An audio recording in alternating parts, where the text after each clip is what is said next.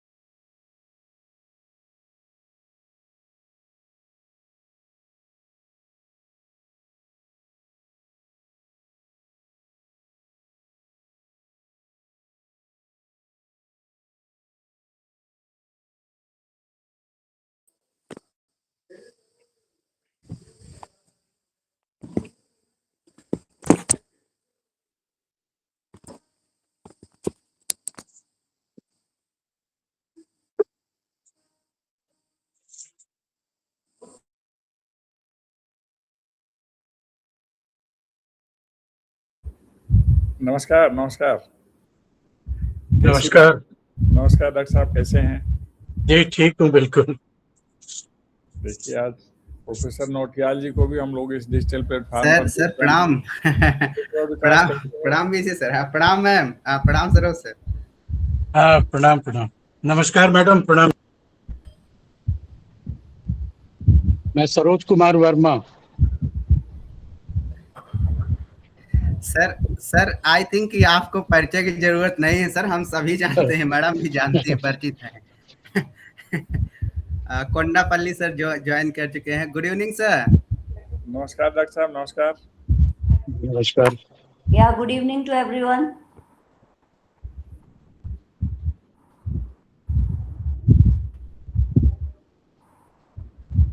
Kondapalli sir.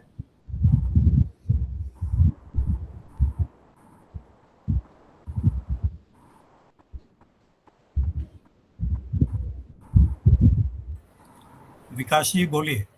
Okay sir. Hello sir, how are you? I am doing good.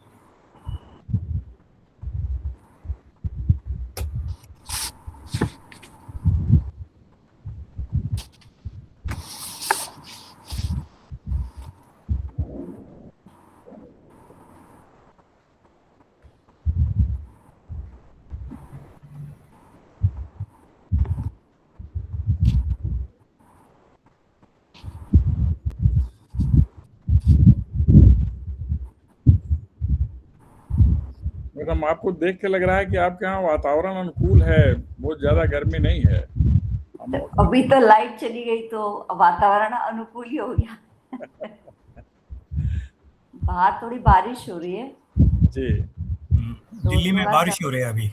जी, यहाँ भी बारिश हो रही है, थोड़ा आंधी तूफान, तो उससे बार बार लाइट आ रही है और जा रही है। तो है लेकिन बारिश नहीं है। हाँ नहीं, यहाँ तो बारिश हो रही है काफी देर से, तो मतलब मौसम it's becoming pleasant right now after a long spell of heat. अब हम लोग धीरे Not धीरे like Delhi, not like Delhi. Delhi was extremely hot.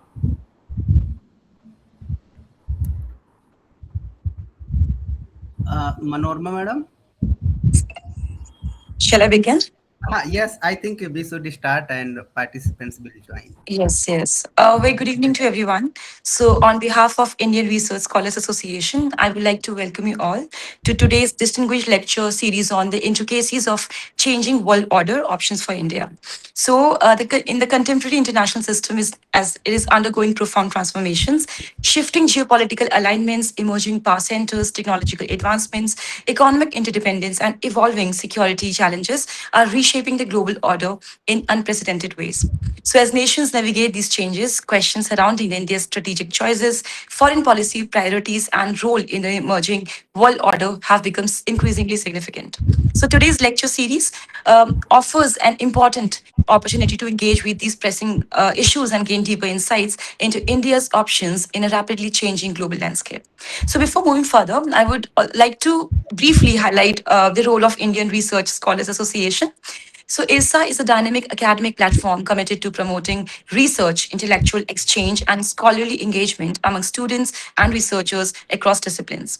Through lecture series, workshops, and academic discussions, the association seeks to foster critical thinking, encourage interdisciplinary dialogue, and create meaningful opportunities for young scholars to interact with distinguished experts like we have on a platform today.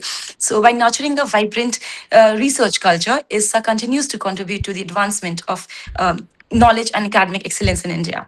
So, with this spirit of scholarly engagement, I would like to invite Mr. Vikas Kumar, who is the president of Indian Research Scholars Association, for the welcome address. Over to you, Mr. Vikas. Thank you, Manorma madam, for giving me this opportunity.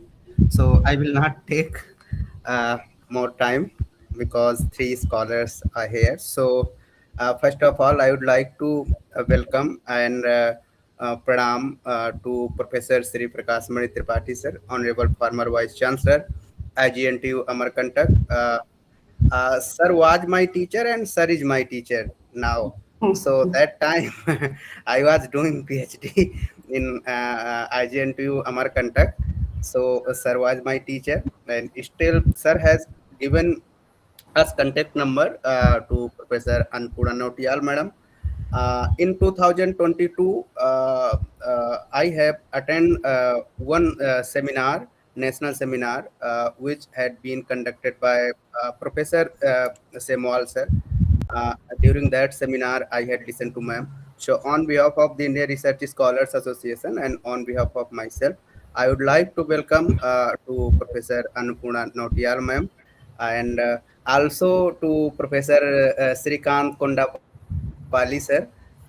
Sir is a professor in School of International Relation, and as I am teaching in Dayal Singh Union College, but I am doing doctorate from the Center for Political Studies, Jawaharlal Nehru University. So I am a student of that institute where sir is belongs. So in this platform, I can see many professors and faculty members have joined from various institutions and various parts of the India. Professor Saroj Kumar Verma sir, Professor Indrajit Sodhi sir has joined from the Jamia Millia Islamia, Professor Raj Yadav madam from GNU, and some professor have joined. I think Professor Bosade has joined from Johannesburg University, South Africa, and one scholar has joined from Central Asian countries. It is difficult to take the name of the faculty members. So on behalf of the India Research Scholars Association, I would like to welcome all the participants and guests and organizing committee. So thank you so much. And I would like to invite to Manorma to Thank you, sir, for your warm welcome and encouraging words. So now moving forward, it is my privilege to invite Professor Sri Prakash Mani Tripathi, who is a former Vice Chancellor of Indira Gandhi National Tribal University, Amarkantak, to deliver the opening remarks and set the context for today's discussion. Over to you, sir. धन्यवाद doctor Manorama. आज इस digital platform पर द्रष्टव्य जवाहरलाल नेहरू विश्वविद्यालय के यशस्वी आचार्य professor Shrikant Kondapalli जी, अंतर्राष्ट्रीय राजनीति की अंतर्राष्ट्रीय स्तर की ख्याति प्राप्त विदुषी प्रोफेसर अन्नपूर्णा नौटियाल जी, हमारे अनन्य मित्र और अंतर्राष्ट्रीय राजनीति के विशिष्ट आचार्य प्रोफेसर सरोज कुमार वर्मा जी, हमारे बहुत सारे प्रिय शिक्षक भी दिख रहे हैं जिसमें जय कुमार मिश्रा हैं, अन्य सभी महत्वपूर्ण शिक्षकगण, अध्येतागण,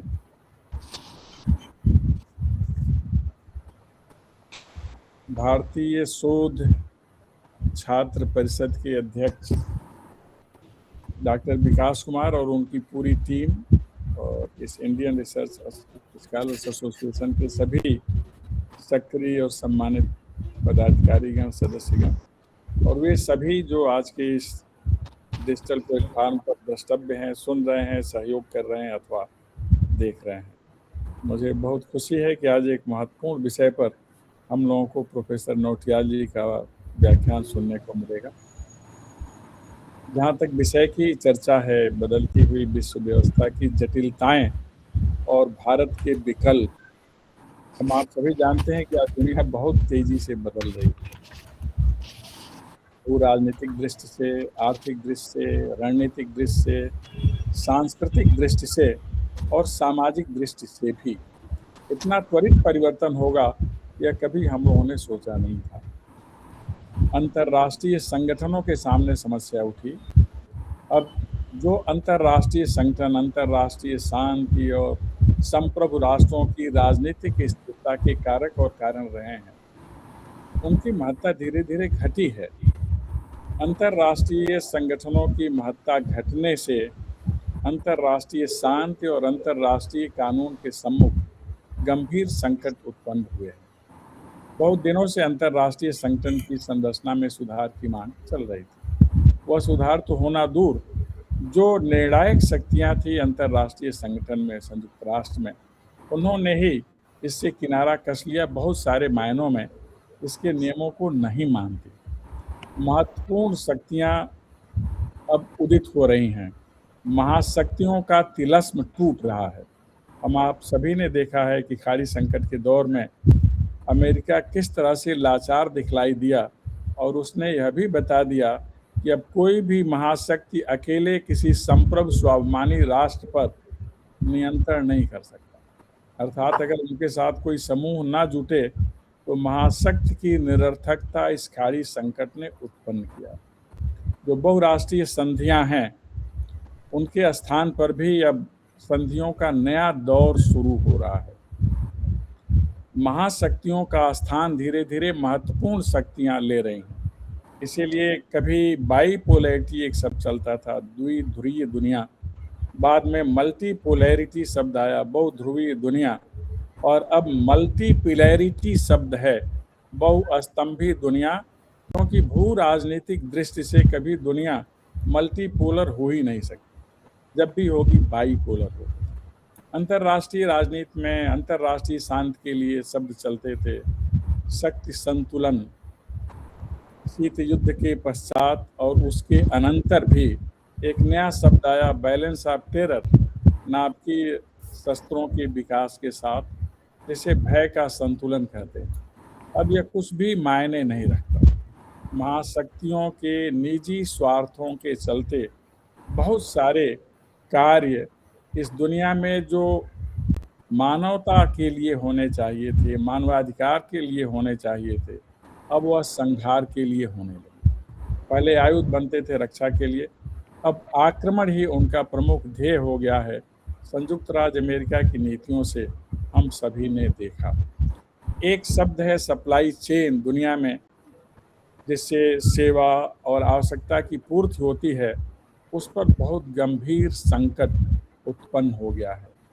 एनजीओ, नॉन स्टेट एक्टर्स और डीप स्टेट जैसे शब्द फिर नए सिरे से परिभाषित होने लगे हैं। महासागर अब संचार के केंद्र नहीं रहे, निर्बाध आवागमन के साधन नहीं रहे, उस पर भी पहरे और उस पर भी हमले होने लगे। भारत का हित हिंद महासागर के साथ, इंडियन ओशन रिम के साथ है, इंडो पैसिफिक रीजन में है, लेकिन सब जगह समस्याएं उत्पन्न हो रही हैं। हम सभी ने यह देखा है। अंतर्राष्ट्रीय व्यापार राष्ट्रों के कल्याण के लिए, मानवता के लाभ के लिए था। अब अंतर्राष्ट्रीय व्यापार हथियार बन गया। और इस अंतर्राष्ट्रीय व्यापार में नया शब्द आ गया जिसे टैरिफ वार कहते हैं। एक बहुत बड़ी समस्या है कि दो राष्ट्रों के बीच जो व्यापार होता है अब कैसे सुगम रूप से हो सकेगा। यह सब महत्वपूर्ण समस्याएं हैं, जटिलताएं हैं जिस पर विचार होना है। खाड़ी संकट के चलते ऊर्जा की समस्या उत्पन्न हो गई। वैकल्पिक ऊर्जा के स्रोतों की तलाश अब तेजी से की जानी चाहिए और इस क्षेत्र में भारत ने बहुत ज़्यादा प्रगति की है। सोलर एनर्जी में, विंड एनर्जी में और बहुत सारे काम हो रहे हैं। आजकल हम लोग आर्टिफिशियल इंटेलिजेंस की बात करते हैं।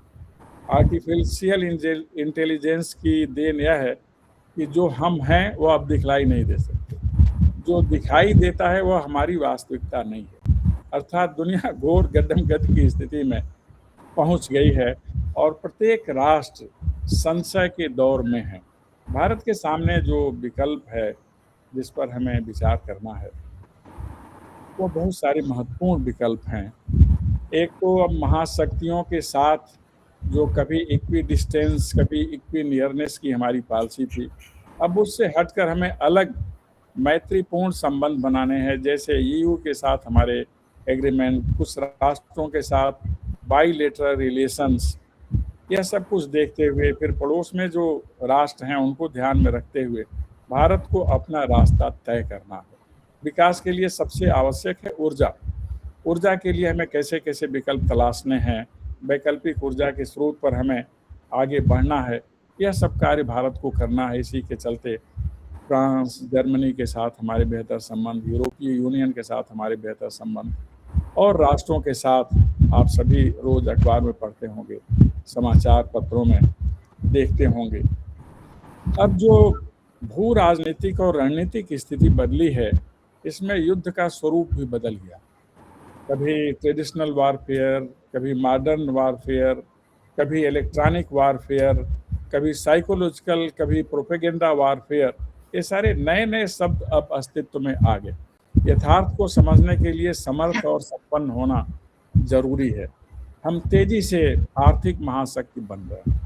अब हम स्ट्रेटेजिक दृष्टि से, सामरिक दृष्टि से, जिसे कहते हैं भारत की स्ट्रेटेजिक ऑटोनॉमी की पॉलिसी, अब हम आयुध के क्षेत्र में आत्मनिर्भर बन रहे हैं और यह बहुत ज़्यादा आवश्यक है। मिसाइल तकनीक में हिंदुस्तान का कोई जोड़ नहीं है।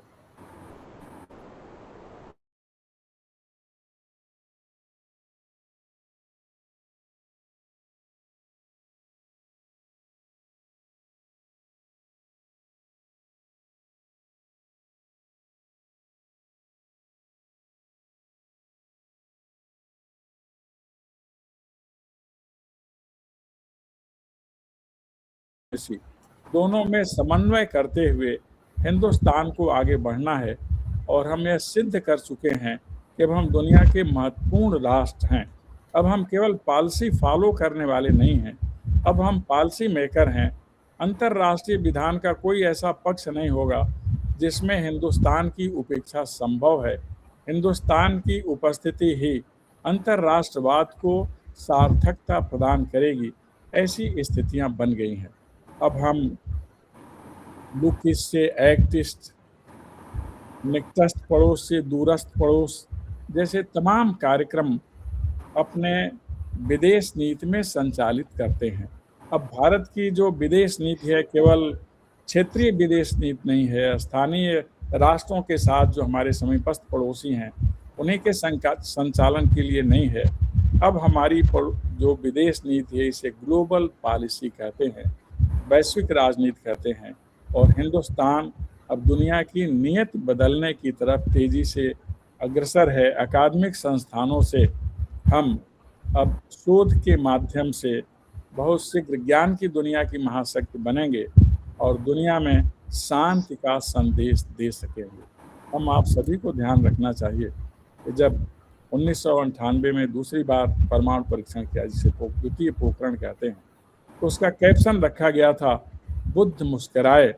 उसका अर्थ यह था, हम सभी जानते हैं कि परमाणु तो विनाश का अस्त्र है। बुद्ध मुस्कुराए का अर्थ था कि अब हम समर्थ हैं, दुनिया को शांति की गारंटी दे सकते हैं और अपनी शांति की गारंटी अब तैयार कर चुके हैं।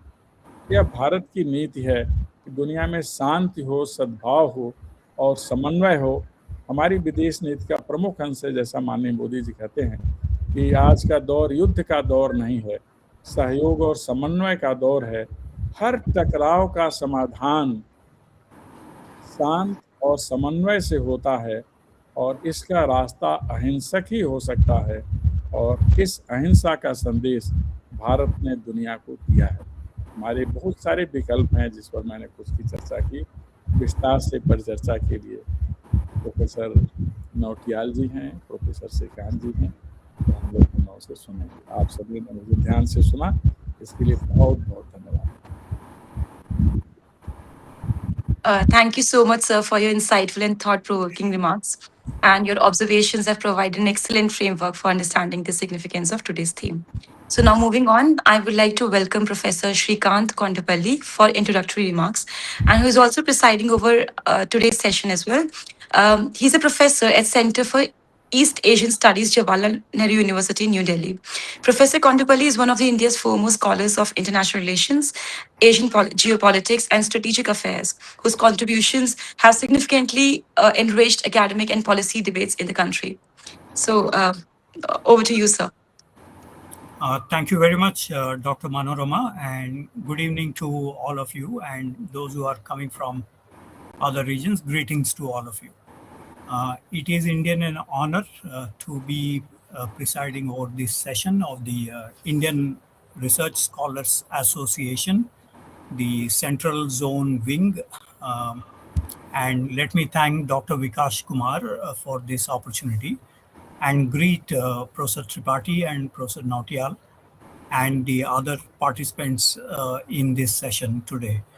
So the session is on the intricacies of changing world order and what are the options for India. And Professor Tripathi has actually mentioned several of these already. So it is left for us to elaborate some of those points that were mentioned right now.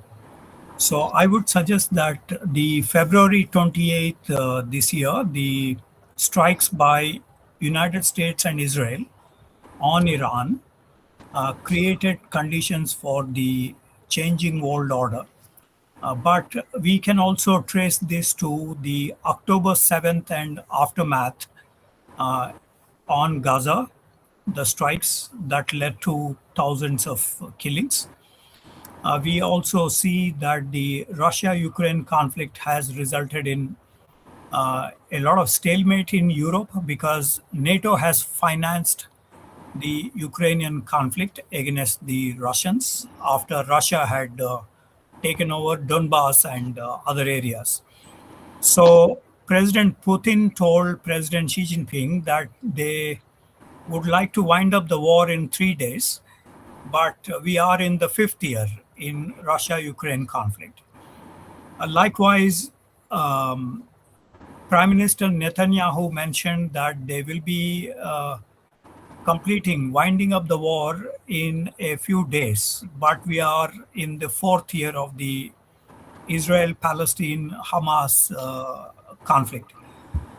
We also see that the February 28th conflict continuing, even when there are so many plans were made, yet we see the skirmishes have been increasing intermittently, even before the agreements are implemented.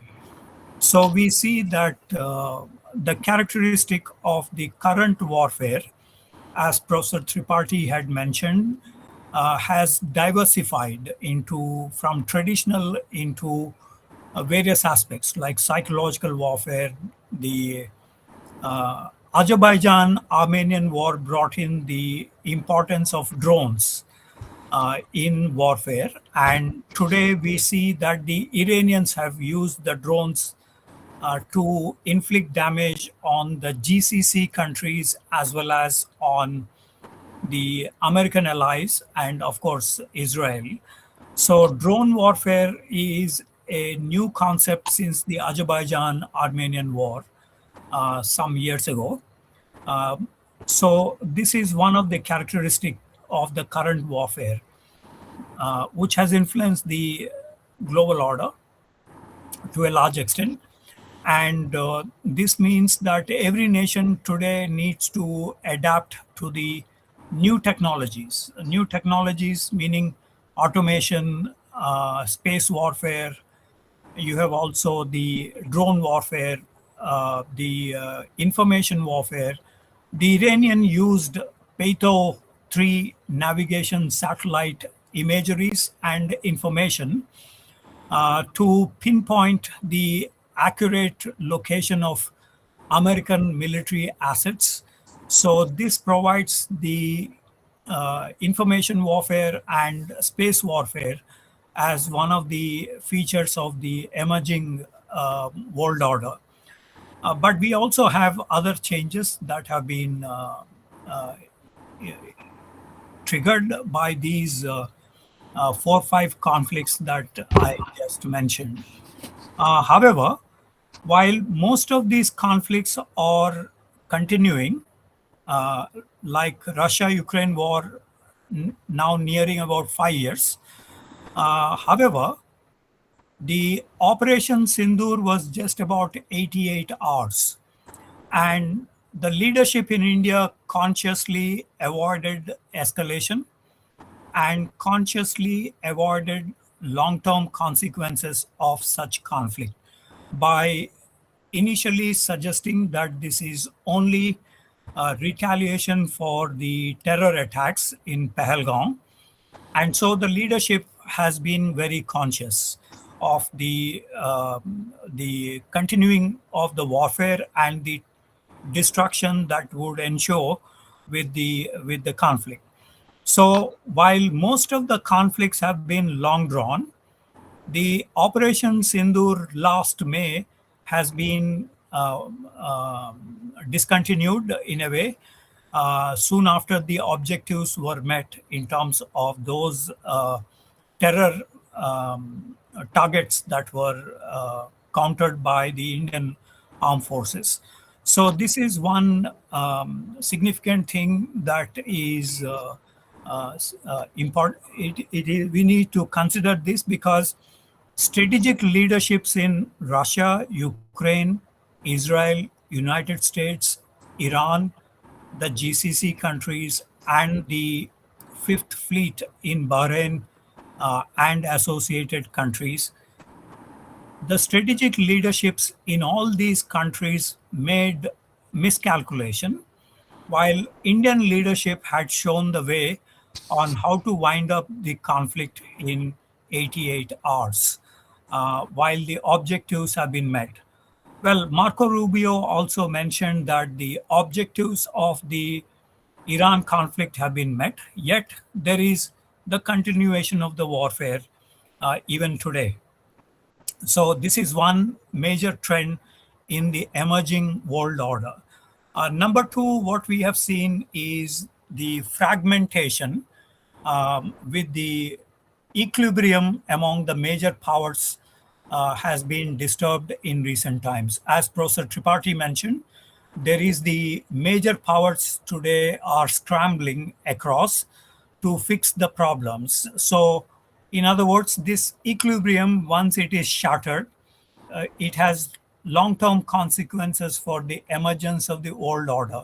Professor Tripathi mentioned about the multipolarity that has emerged because of the unipolarity and bipolarity structures have come down over a period of time, but these conflicts also suggest that there is an emerging world order where there are more than one major power or more than 3 or 4 major powers, which we call as multipolar world order. But this multipolar world order is not very stable. This multipolar world order is transitory in nature. We do not know what is going to happen because this is in a flux as of now. Will China emerge? Will China, Russia, both of them emerge to counter the United States? There are some measures that they have undertaken, such as the SCO, such as BRICS Plus, and others, but these have not become very stable as of now.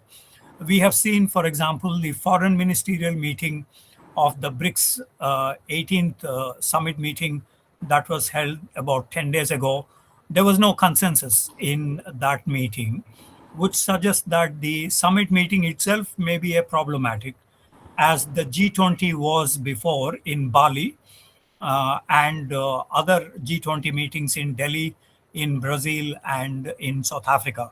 So what we see is the emerging multipolar world order is again a transitory. Whether this will result in some countries, some major powers coming together and asserting themselves, that is still not clear, because the world order itself is today not very stable. So this is one. As a result of this, there is a lot of fragmentation in globalization, in supply chain mechanisms. Professor Tripathi mentioned about the impact on economy. The IMF expects that this year we will have about 2.3% growth rate, which is very skewed in nature, which means if India is looking at 6 to 7% growth rate, and if the global economic growth rate is 2.3%, we need to really struggle a lot for exploring the markets, because the United States has imposed 50% tariffs on us. And so the market conditions are not very conducive for India's economic growth rate. So the options for India, as Professor Tripathi also mentioned, is to explore the EU FTA or the I2U2, the New Zealand, the Australian trade agreement, CEPA agreements with Japan, South Korea, or the ASEAN FTA. We need to be very agile. Recently, when Prime Minister Modi visited these 5 countries, Scandinavian, Italy, UAE, etc., the focus was on how to expand the economic growth rates. For instance, the IMEC project, India, Middle East, Europe Economic Corridor projects have come into discussion with the Italian Prime Minister. So this is one of the ways in expanding infrastructure, but most important, to increase the demand so that we can expand the supply of the goods and services. So this is possibly one of the options that we need to think about in terms of our own economic renewal in the depressing world order outcomes as we have witnessed in these conflicts. The other main trend is, of course, there are so many other countries which are also kind of worried, EU, NATO, because of the Russia-Ukraine conflict or others. But fundamentally, for the global South countries, the energy supplies, food, fertilizer, and other commodities have become a major problematic with the current conflict situation. So the global South is now targeted with these price rises as a result of the conflict that we have seen. And as a result of this conflict, we also saw the currency depletion. For example, the Indian rupee has been depreciated quite a lot, more than 100 rupees now per dollar, while the energy prices have almost gone up to $122 per barrel. Historically, the energy prices were around $80 per barrel on an average for the last 2 centuries. But with the conflict, it has gone up to over $120 billion, $120 per barrel. So which suggests that there is some bad news coming in terms of the transportation, economic growth rates, and a host of them which are dependent on the energy prices.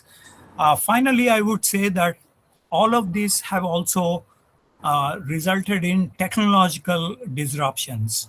Professor Tripathi mentioned about the AI and others. Some of these disruptions are very useful, but there are others in the technological sphere which would also create problems in the emerging world order. So as a result, India is, in terms of options for India, India is looking at the semiconductor industry.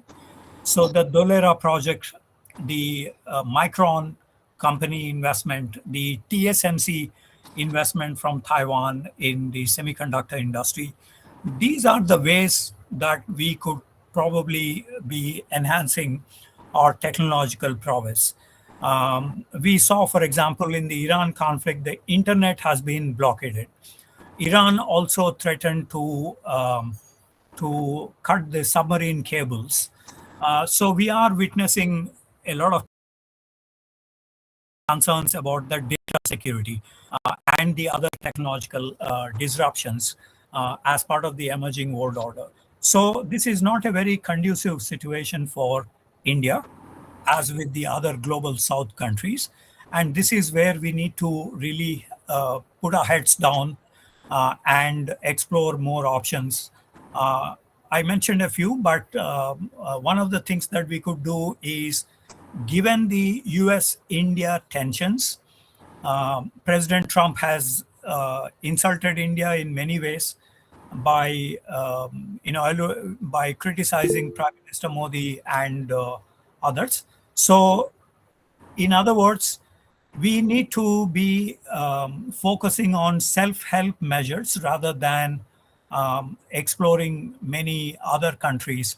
So we need to maintain those 7% growth rates. That is a compulsory issue for us because of the kind of employment generation it will have. There is a study that for every 1% increase in GDP, we will have about nearly 40 million people employment. So that is very crucial for social stability issues.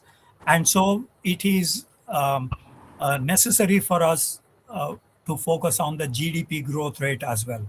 Although that is not the only matrix economists suggest, but that is one where we need to emphasize on. Of course, we need to be in partnership with the like-minded countries. Specifically, European Union countries are increasingly getting charged up because of the differences in the NATO and with the United States. They're looking for a direction. And so there is space for us in the emerging world order in terms of unveiling leadership related matters. So there are many opportunities actually for India and for other countries in this cesspool of the emerging world order. So I would conclude by saying that we need to do more research on this aspect, and policy related options need to be further explored. Thank you for your attention. Thank you so much, sir, for your compelling introduction for today's session. And drawing upon your deep expertise and experience, you have provided valuable perspectives that will undoubtedly guide and inform the discussion that follow. Now, moving on to the keynote lecture of the session, I would like to introduce our distinguished speaker, Professor Annapurna Nautiyal. She's a former Vice Chancellor of Hemwati Nandan Bahuguna Garhwal University, Uttarakhand. Professor Nautiyal, she is a distinguished academician, administrator, and scholar whose contributions to higher education and public discourse have earned widespread recognition. Her extensive experience and scholarly insights make her exceptionally well placed to address the complexities of the changing world order and India's strategic responses to contemporary global challenges. So over to you, ma'am. Thank you very much. How much time I'm given? No time limitation, madam, for you. Unlimited. That's They fine. have not capacity. That's fine with me. That's very fine with me. So, Professor Prakash Mani Tripathi ji, for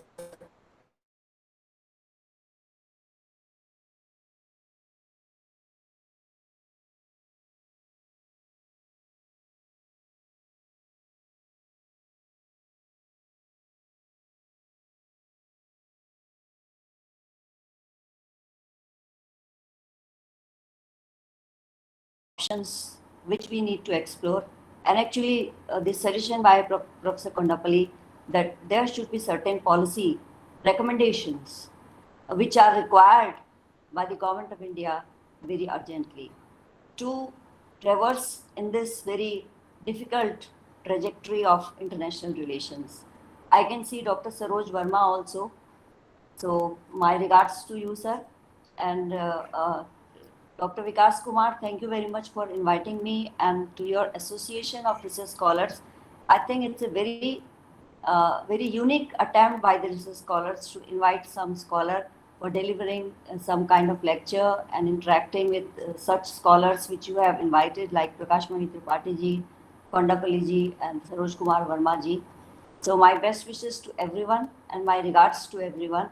And before I start, I would like to say that my work has already been done by both of the earlier speakers. So I don't have to do much work now because options have been discussed, scenario have been discussed. So now what else I have to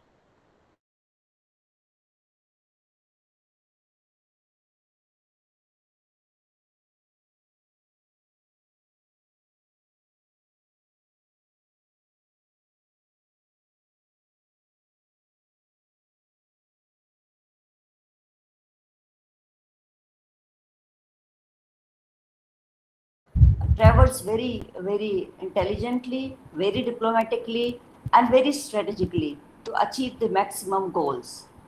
Now you can see the atmosphere that how transactional all international relations and foreign policies have become under the present current scenario, and which is rapidly shifting.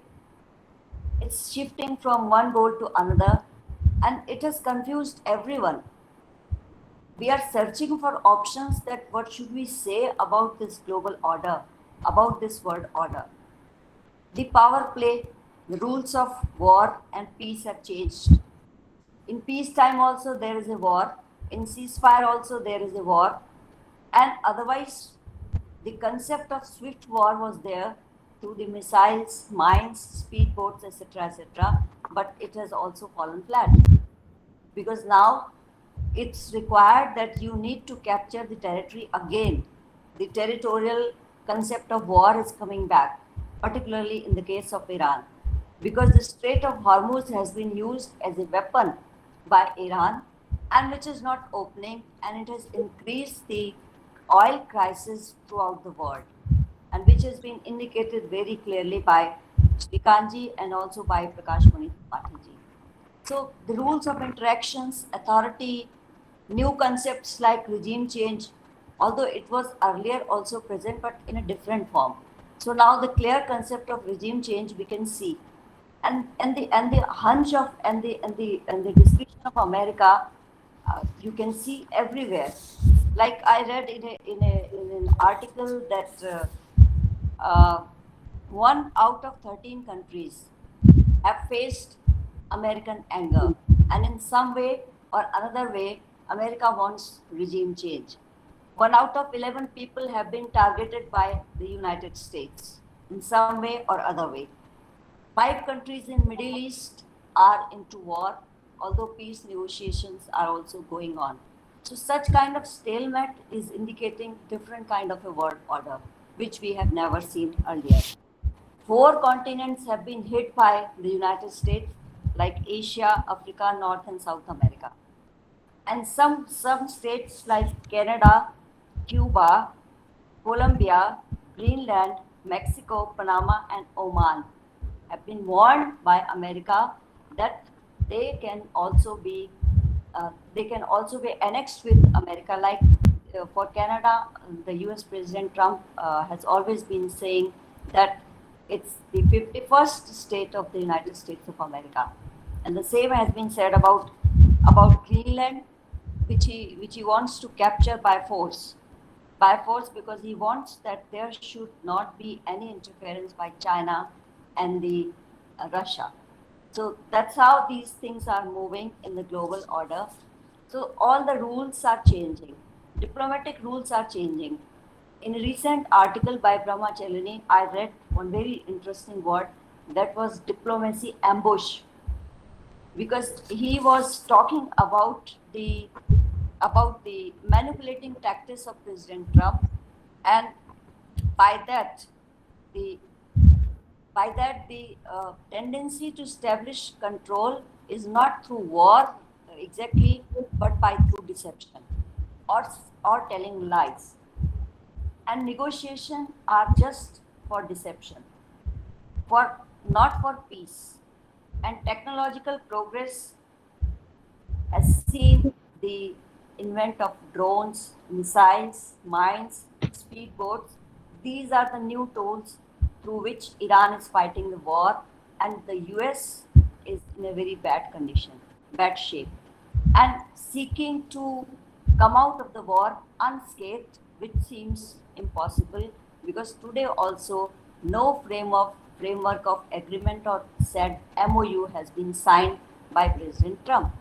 So how far this war will go, uh, everyone has to see.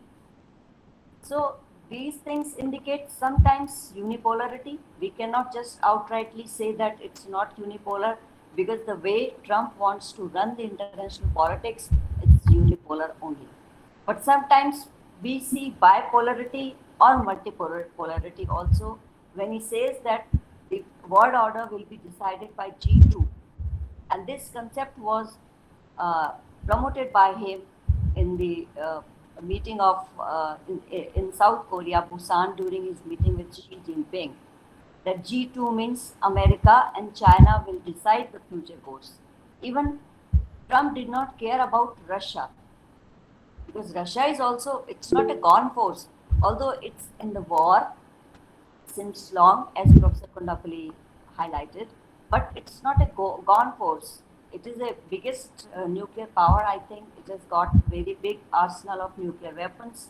So we cannot just say Russia is not there. But still, President Trump talked about G2 means America and China. They can resolve the problems of the world through their meetings, through their actions, and through their meetings. Although there are countries like China, India, Russia, and middle powers also, and this concept was also highlighted by Canada's Prime Minister Mark Carney in his address in Davos in January 26, where he said that the rule-based order is fading very fast, and for confronting the challenges, the middle powers had to act together because compliance will not buy security.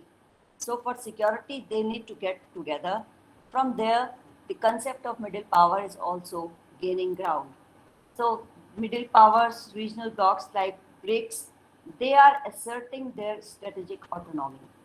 They also support multipolarity, and they also want to reduce their dependence on the West, as well as the disruption in the supply chains, about which Professor Prakash Mani Tripathi and Kondapalli ji both talked, that the disruption in supply chains has created a very big hue and cry in the world.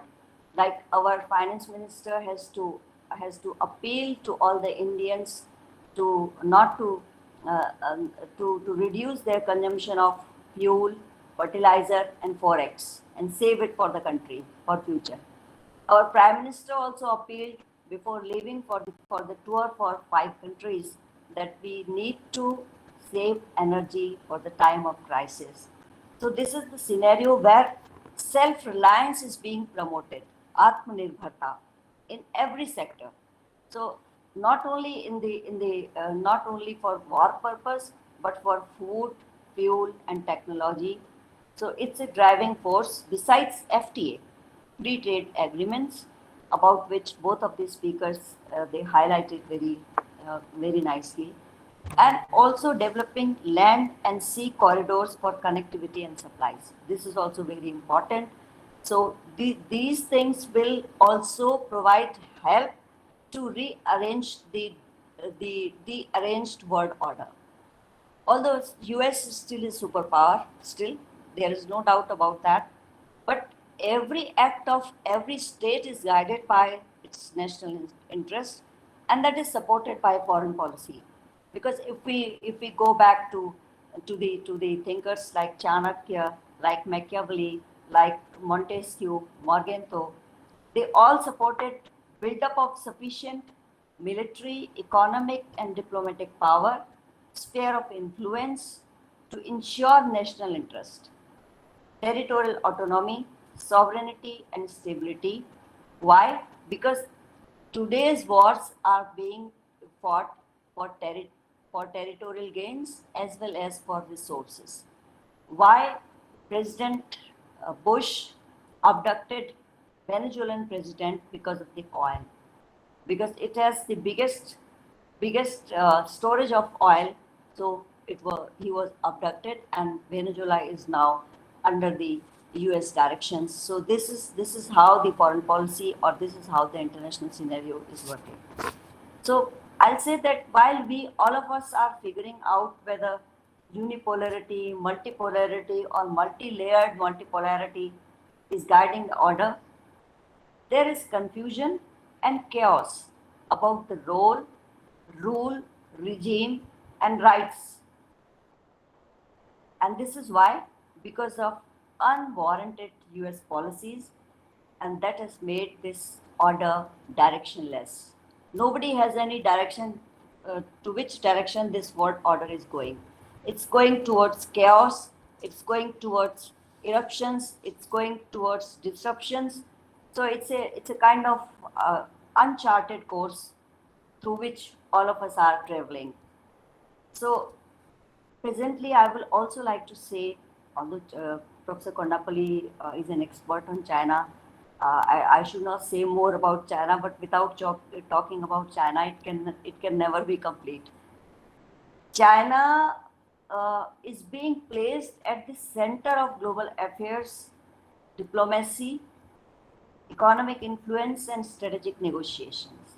And this opportunity has been given to China, like the back-to-back visit by President Trump and President Putin to China during May, underlined not only growing stature of Chinese President Xi Jinping, but also expanding ability to shape global conversations and offering strategic alternatives.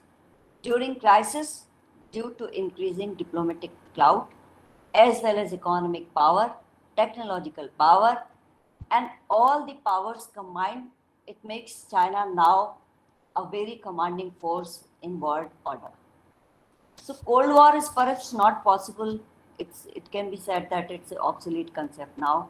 But Trump has already indicated that now the world order will be decided by G2. So from that period, China has been seeing itself not as a subordinate to US, but as an equal, and negotiating from a position of strength or power or parity. This has boosted strategic confidence of China. So what China is doing?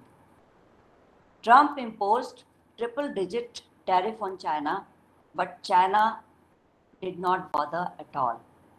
And China neither stopped Russian oil purchases, not succumbed to US pressures, but it has got a very good weapon that is rare earth materials. So it constrained the rare earth exports, and which contributed to a global slowdown. And tariff has also emboldened China to act as an equal to the US.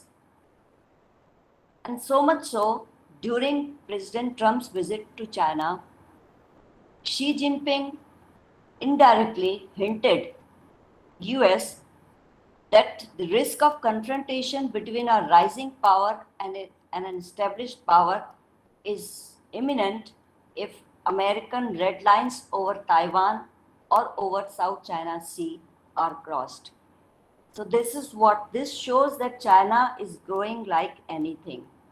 China is growing, and China is not bothering about anything, and it has the capacity to stare at Trump's eyes and tell him that what has to be done and what is not admissible or what cannot be done. So this is how things are working. In SCO summit also, where three leaders, Prime Minister Modi, Putin, and Xi Jinping met, Trump did not feel very good about it, because Trump thought that India is also colliding with the authoritarian regimes. And colliding with authoritarian regimes, according to a democratic state, is not good. But it's a question of national interest. So if national interests are supporting the meeting with these two leaders, India can do that. That is called strategic autonomy of India, to choose friends and to choose the path which India has to take in its further growth. So despite disproving India's relations, Trump did not hesitate to host Putin in Alaska, although as it is, it concluded without any positive outcome, because Russia was not agreed to withdraw from Ukraine war or stop Ukraine war without achieving its goals. So, but Trump can use Russia, or Trump can use any country for his visit, but India is not allowed. So Trump wants to keep India in a threatened state, and which is not acceptable to India. When Mark Rubio recently visited India during the Quad Foreign Ministers Summit, this was highlighted in a press conference also, about which Professor Kondapalli also indicated that India has been humiliated by the US by many articulations. But Rubio very smartly said that I have no idea about it. I don't know. And there are foolish people in every state, in every country. So in America also, foolish people are there, and in India also. So don't mind about this. So they can say anything about India, and India is expected to not bother about these comments. So this is not fair, or this is not good. Now, one more example. In 2017, Trump threatened to use fire and fury against North Korea and like-minded countries. But now, when they have accumulated sufficient power, they have more nuclear weapons, limitless partnerships, and growing aggression and influence, US seems very comfortable with them. So US is patronizing the authoritarian regimes, not India. This is the contradiction which needs to be noted and which needs to be highlighted whenever there are talks, and India should be very forthright that these things should be avoided while talking to India. And Trump has also adopted a policy of selective isolation. Whenever he feels that he has no role to play, or he don't want to risk anything, he says that we are isolating. Like from Ukraine war, Trump has isolated, because Ukraine war is not proving very fruitful for Russia also. And he even suggested the Ukrainian president that Russia is very big, therefore the victory will be theirs. Means they should not fight the war and they should stop the war, but they are fighting the war despite Trump's warning. So this is a kind of treatment which the US needs to be given by all the countries, or pushback. That is the policy which is required more forcefully to push back whatever the US dictates. So this shows that every country has a need to protect its national interest and strategic autonomy. So if India seeks the same rights, it should not be objected. Like, I would just remind you that when Putin visited India in December 2025, there was a joint article by the ambassadors of 3 countries, Germany, UK, and France, about Putin's visit and criticizing his role in Ukraine war. And that was seen by India as an unusual and unacceptable diplomatic practice. So it is India's autonomy to invite anyone, and nobody is there, nobody should dictate whom to invite and whom not to invite. So this is also a very interesting aspect of the changing world order, where one power thinks that that power can guide every country and all the countries should fall in line. So another angle is that despite sanctions, despite warrant issued against the name of Putin visited Alaska, US, and US and Europe, they did not stop the oil purchase from Russia. On the other hand, they were accusing India that India is fueling the war machine of Russia by purchasing Russian oil. And 25% retaliatory tariffs were imposed on India. So it shows a kind of double standard of the US, which have been witnessed time to time from 1945, 1947 onwards. It's a blow hot, blow cold kind of a relationship between US and India. And this relationship, like today, I was just listening to Hexet's speech. In India, nothing was said about strengthening the Indo-Pacific partnership, but Hexet clearly said that the monopolistic attitudes and hegemony will not be tolerated in Indo-Pacific, which is a very important area for US.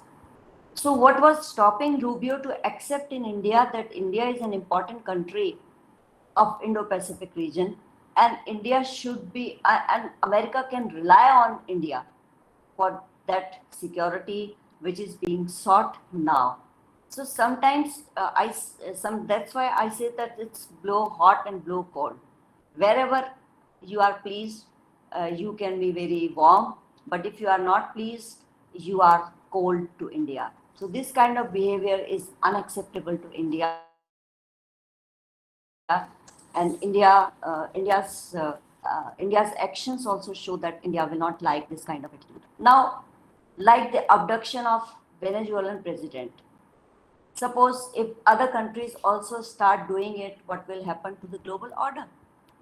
This has given an opportunity to other countries seeking this kind of opportunity, like Russia, who has been fighting a war with Ukraine, like China, who is very keen on annexing Taiwan. So if this opportunity is given to these countries, will they stop? So who is going to stop them?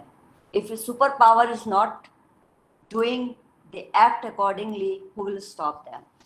So with this, Trump has also introduced a new doctrine in the name of, which was earlier present for isolation, the name of Monroe Doctrine. Now it's Donroe Doctrine in his name. So this Donroe Doctrine is applicable as per the conditions, as per the national interest, and as per the situation. And it is actually a camouflage of American practices, American influences, and American policy priorities. So the thought after it that we want to protect our sphere of influence, we want to limit migration, we want to limit the drugs, is just a camouflage. It's nothing else. So this Donroe Doctrine is also not very good. Otherwise, why Trump wants to capture every country, like Greenland from Denmark? Why it is being done? Because Denmark is not willing to give Greenland to America, and even the Greenlanders have raised this slogan: "Make America go away." Make America go away. Like Make America Great Again, it's Make America Go Away. So Trump has been doing various things, like he has renamed the Department of Defense to Department of War. So it shows the tendency that how crazy he is for a war. And every time he threatens of waging a war if the wishes are not fulfilled. And renaming the institutions which have already been named with the permission of Congress, like the Kennedy Center of Art. And yesterday only, a judge said that Trump has no power to change the name of Kennedy Center of Art because Congress had approved it, and the Congress has the only right to change it. So it can never be Donald J. Trump Center of Arts. And similarly, the United Institute of Peace has been renamed as Donald J. Trump United Institute of Peace. He is doing crazy things, like construction of ballroom or mounting of walls of White House with gold, and inscribing mistakes beneath every president. So it shows it remorse, resetting and replacing anything which he dislikes. And he is doing same thing with the countries whom he dislikes. So only sycophants are closer to him. The countries who want to take their own path, they are not close to him, and he does not like them. So the quest for establishing a global order in the Middle East, or like in the Afghanistan, Libya, Iraq, in the past also failed, and this time also it is going to fail. So this is providing opportunity, as I said, that to the countries like China and Russia to do more. And even China has been threatening India, because India shares a boundary with China, and this is also a very long boundary. And China claims too many places in Himachal Pradesh, Uttarakhand, and even Arunachal Pradesh, including Tawang, and which it knows as the name of Southern Tibet, and Aksai Chin in Northeast, and has renamed 27 territories or locations and recognizes them as Jangam. In eastern Ladakh, Galwan Valley, Pangong Lake, Depsang Plains, Tamchok are main friction points. And Bhutan's area also it claims. So this is how China works. And China also is opposed to Malabar naval exercises, and particularly Quad, because China sees that it's again an attempt to ganging up against China. So it does not like Quad also. And China often uses threats and aggressive tactics to terrorize the countries located in its waters. Therefore, US actions might provoke China to annex Taiwan and snatch all disputed lands by force in South China Sea. So this is a very distressing picture of this new world order. Now, if we talk about alternatives, then Putin's visit to India was named by our Prime Minister Narendra Modi as Dhruv Tara because of its steadiness. We have seen what President Putin did in 1971 war, when the triangular diplomacy of China, Pakistan, and US was disturbing Indian interests. So Russia was standing like a rock. So India's time-tested friendship with Russia needs to be cultivated again, even if there are various difficulties in it. Now, how India is struggling, or how India is facing the oil crisis or the sanctions. So India has also started diversifying oil sourcing from other sources, other countries, and limited its oil supplies from Russia. But how much patience India can have in everyday changing policies based more on optics and clash of ego? This is a question which needs to be probed, that how much patience India can show when everyday bullying is being faced by the American policies. And it is also true that Trump's focus on tariffs and earning money through tariffs is also a big failure because of trade surplus of China, which has crossed $1.08 trillion through November 25. And China has controlled the purchase of American soybeans and other products and selling more to US than buying from the US. And this, it has done very, very manipulatively by shifting its assembly line to goods to Southeast Asia, Mexico, and Africa, which ship finished products to US without tariffs. So China is earning all the benefits without paying any kind of taxes, any kind of tariffs, and that's why its trade surplus is increasing. So that's why I said that the actual beneficiary in this situation seems to be China, and which is least bothered about tariffs, but it has earned trust of all countries. how it earns the trust by providing easy loans, by providing aid, by developing infrastructure in the countries where it is required, also by its technological advancement in chip making, semiconductors, military equipment, manufacturing, etc. So US weakness is why US feels weak, because Trump has underestimated China. So this underestimation of China is also not very favorable for US. And for taming Chinese aggression and boldness, US needs to completely make over its strategy and increase its outreach to India, which is another emerging global power, about which Tripathi ji and Kondapalli ji both spoke very emphatically. So I also feel that US needs a very good outreach to India for erasing all the doubts and also making India confident about the US interests.